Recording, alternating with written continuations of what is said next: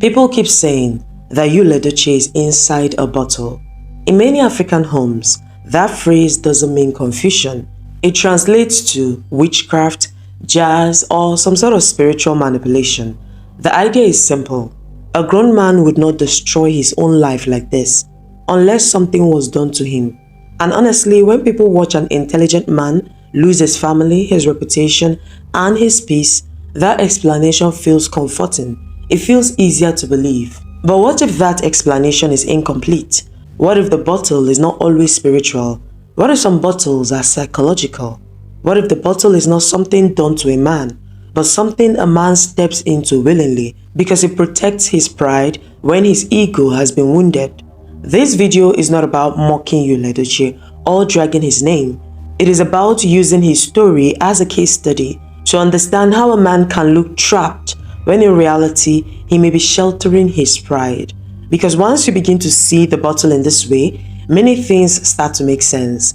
The defiance, the sudden boldness, the public declarations that feel unnecessary, they stop looking like spiritual bondage and start looking like ego trying to survive rejection. And that understanding is important because if we keep calling every uncomfortable male decision witchcraft, we avoid the harder conversations about pride, accountability, and emotional immaturity. Now let's critically look at Yul Edochie, the man whose story we are examining. He's a public figure, an actor whose life is often in the spotlight, and whose choices, personal and professional, are watched closely by fans and critics alike. We are not here to go into his biography or recount every detail of his life. What matters is understanding him as a person whose pride, ego, and emotional needs are very visible in the way he acts, reacts, and engages with the world around him. To put things in perspective, prior to this period, Yul had been involved in controversies that drew massive public attention.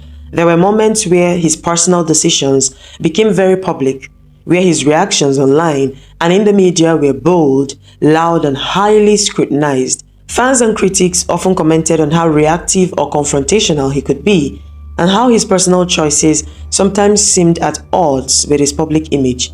It's from this state, a period of visible conflict, strong reactions, and public scrutiny, that we now observe the change. There came a period when Yul Edochie seemed to change. His presence online slowed down. The loud, reactive posts targeted at people, targeted to annoy some people, became rare. Public displays, arguments, and constant back and forth gave way to a quieter, more focused side. He seemed calmer, more disciplined, more composed, and certainly more mature. Naturally, people noticed, and naturally, people assumed things. Rumors began to circulate that maybe the relationship with Judy had ended, that he had finally escaped the bottle, and that any spiritual hold people believed she had was broken. Some even speculated that he was trying to focus on mending his relationship with his first wife. The truth didn't matter as much as the appearance. People were looking for signals, patterns, and signs that he had changed, and his actions, silence, focus on self, reduced public interactions with Judy, created exactly that impression. In that moment, the quietness became a loud statement. A shift in his posting habits became evidence that indeed, things were not good with he and Judy and that he had changed. The public saw freedom, growth, and maturity, even if it was only what they could perceive from the outside. And that's exactly the point. Perception often drives narratives. While people were interpreting his actions as evidence of growth or liberation, the reality behind the scenes could be far more complex. But for the public, appearance was enough to believe that he had come out of the bottle, out of the cage where he was being held, that he was finally free from Judy's hold. But there was something more at play, fueling this behavioral change than the public saw. But to understand the story fully, we have to go back a little and acknowledge a difficult reality. In many long-term relationships, mistakes happen. Not just small mistakes, but sometimes very serious ones. Choices that hurt, betray trust, and test the limits of forgiveness. Yul Edochie's marriage, after all, was not a short one. 19 years is a long time. That's nearly 2 decades of living, loving, and learning, but also nearly 2 decades of conflict, compromise, and challenges. And in any relationship of that length, it's reasonable to assume that there were moments when things went wrong, times when a line was crossed, and perhaps when Yul, like many men, failed to remain completely faithful. Now, we are not claiming to know the private details or saying that all men cheat. No, we are not here to do that. But patterns can be inferred from human behavior and from the public story. Over the years, whenever mistakes happen, whether argument escalated, tempers flared, or boundaries were crossed, forgiveness was often given. A long marriage like that survives unforgiveness from both sides. The wife, for all her strength and love, had to forgive repeatedly, as we know, and Yul, for all his pride and ego, must have known it would be given. This is crucial because in long-term marriages, repeated forgiveness can shift into expectation. It becomes almost automatic. I was forgiven the last time, I will be forgiven this time. It doesn't excuse behavior, but it explains a pattern of confidence, sometimes arrogance, in the way a person continues to make certain choices, even when it hurts their partner. Now, in this particular chapter of Yul's story, the stakes were higher. He had made a very big mistake, and this time, it was no longer a private matter that could be handled quietly or something that could just be forgiven behind closed doors. This time, there was a child involved, a real breathing child, something that made the betrayal tangible, impossible to ignore, and harder to forgive. And the other woman, who maybe had been a secret before, was now out in the open. She wasn't just some unseen figure in the background anymore. She had been publicly acknowledged, even declared as a second wife, and all this behind the first wife's back. Everyone knew, everyone could see it. For the first wife, the impact, it was enormous. The humiliation wasn't private, it was on full display. Every eye, every comment, every conversation in the public sphere turned towards her. What's she going to do now? How will she respond? It wasn't just being hurt anymore. It was being disrespected, disregarded, and humiliated publicly while everyone was watching. A lifetime of commitment, of love and effort, suddenly overshadowed by public scandal. And here's the difference from before. Over nearly 20 years, she had probably forgiven before. Maybe not once, maybe several times, for mistakes that, while painful, stayed private. Those past forgivings created a rhythm, a pattern of she always forgives. But this time, this betrayal was public, undeniable, right there for the world to see. It crossed the line that repeated forgiveness just couldn't cover. From Yul's side, he may have assumed the usual mercy would come, like he always had. The wife had forgiven before, children were involved, the marriage was a long one, so maybe he thought forgiveness was just, well, expected, almost certain. But what he didn't realize was that this time he had gone too far. The context was completely different. The public nature of the betrayal, the child, the declaration of a second wife, all of it meant that forgiveness wasn't automatic. The first wife's response wasn't just patience being tested, it was a statement of dignity. And that's where the predictable pattern of forgiveness and expectation hit reality. This moment, it's pivotal because it leads us straight into the next chapter of events where things began to escalate. We look at the tension between expectation and refusal, pride and humility. It's here when a man who's used to repeated mercy suddenly faces a boundary he can't cross. This is where we start to understand why a man accustomed to repeated forgiveness found himself facing consequences he hadn't prepared for. It's important to make a key distinction. Being sorry is not the same as being humble.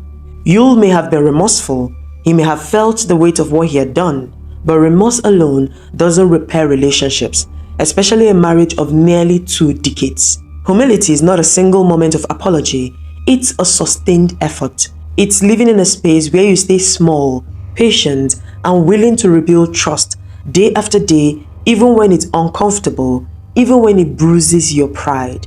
And that is where the problem began. The first wife wasn't looking for words alone. She had been hurt deeply, humiliated, and publicly disrespected. She needed time to process, time to see consistent actions, to see that the apology was more than a fleeting reaction. She needed to see that humility wasn't temporary, that it wasn't just a show, that it could survive weeks, months, or even years of testing. But ego, especially when it's long accustomed to repeated forgiveness, doesn't like to stay small for long. For a man like Yul, patience and prolonged humility can feel like surrender. It can feel like weakness. And while he may have genuinely felt sorry, the humility required to navigate the situation over time was another matter entirely. This is why reconciliation collapsed. Not because there was no remorse, but because the remorse was time limited. While the process of rebuilding trust demanded endurance, restraint, and a willingness to stay in a vulnerable position longer than he could tolerate. The wife's refusal to immediately accept the apology was not obstinance, it was a boundary, a test of whether humility could endure beyond the first moments of contrition. Remorse can open the door, but sustained humility is what keeps it open. And when that humility falters, reconciliation falters too.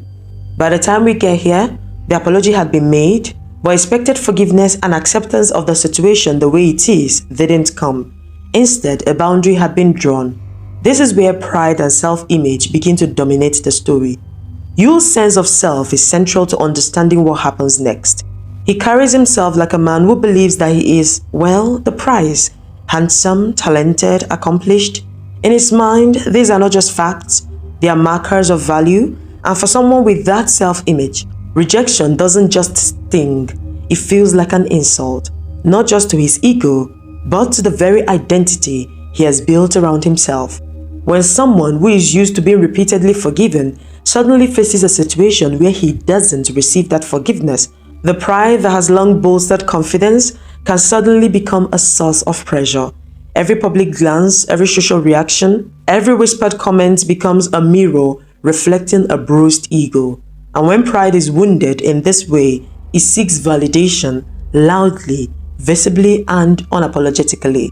This is where Judy Austin comes in, not as a puppet master, not as the one controlling him, but as the woman who reflected back what his wounded pride needed. At this point, his ego and pride had been bruised by rejection. He needed affirmation, a sense that he was still the prize. Judy, through her attention, her loyalty, her admiration, provided that boost. She became, in effect, an ego mirror, someone who allowed him to feel elevated again, even if only temporarily.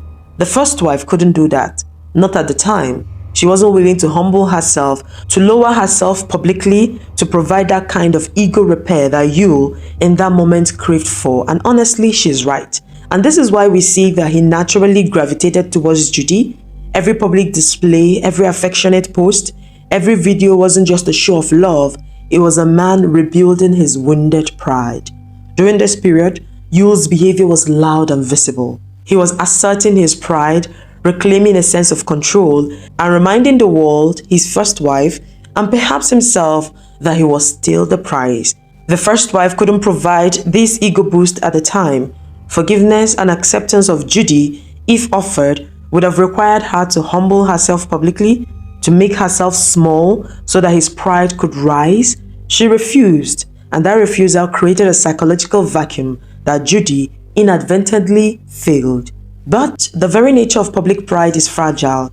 As Yul's displays became more ostentatious and visible, the backlash began. The public disapproval grew louder. Projects stalled. Movies weren't moving forward. Influencing opportunities dwindled. In short, the man whose ego thrived on recognition was suddenly facing tangible consequences. For someone whose pride is central to self-image, these losses are impossible to ignore. It was at this point that the out-of-the-bottle period began. This was not a sudden transformation, and it was not him leaving Judy or changing to become a better man. It was a strategic rebranding and recalibration. Perhaps a conversation with one family member or two, colleagues or trusted friends triggered this reflection. He began to think about his life and imagine the losses he has incurred from his public displays. So naturally, he began to delete posts. Public displays with Judy had to stop. The dancing videos and everything had to go, and he focused more on his work. To the outside world, it looked like he had changed, that he had escaped the bottle. He became quiet, composed, and reformed. But in reality, he was lying low, rebuilding public favor, protecting financial and professional interests, and slowly reasserting control. Yet, men like Yul, for whom pride and public recognition are fundamental, cannot remain small for too long. Silence, restraint, and humility, even when strategically necessary, are temporary conditions. That's why gradually we begin to see him re-engage publicly, starting with Judy's birthday, small posts, subtle displays, and hints of the personnel people remembered him for. All this began to re-emerge. Pride by its nature needs to feed, especially when it has been wounded and challenged. By the time we reach this stage, we have traced the journey. Pride wounded, ego-seeking validation, temporary withdrawal, public scrutiny, and attempt at rebranding. All of these episodes help us to understand something crucial. Why the bottle, the very thing people thought was a trap, felt safer than humility. Let's be clear, when people hear "he's back in the bottle," they often imagine manipulation, control, or spiritual influence. They picture a man who is no longer himself or without his senses, someone under the sway of another. But the psychological reality, when we peel away the mysticism, is very different. The bottle is not always imposed. Sometimes it is chosen.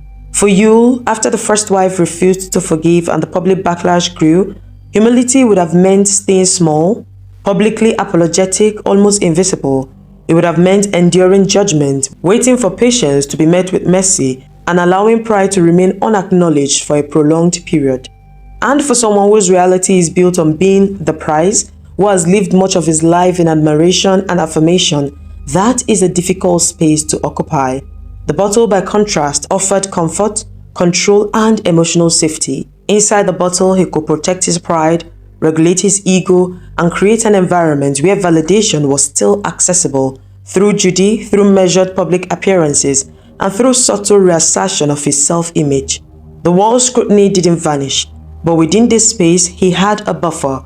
It was not about manipulation or control of others, it was about self-preservation. And that's why periods of quiet, the strategic rebrand, the deletion of posts, the distancing from public displays make sense. He was not magically free from Judy or magically out of the bottle. It was all a well-constructed act, targeted at recovering some of what he thought he had lost, while maintaining his pride and ego. So, was the bottle a prison or a refuge? Perhaps it was both. For some, it looked like containment, even manipulation. For him, it was a shelter. A man whose pride cannot be ignored, whose identity feeds on affirmation, often seeks a place where he can recalibrate, repair, and reassert himself. And that, in essence, is what the bottle became, a space where the ego could breathe, survive, and eventually re-engage with the world on its own terms. So here we are at the very end of this video. But my opinion alone doesn't matter, and certainly there will be people who do not agree with me. Let me know your thoughts in the comments about what you think we have established so far. We critically looked at Yul and his behavior.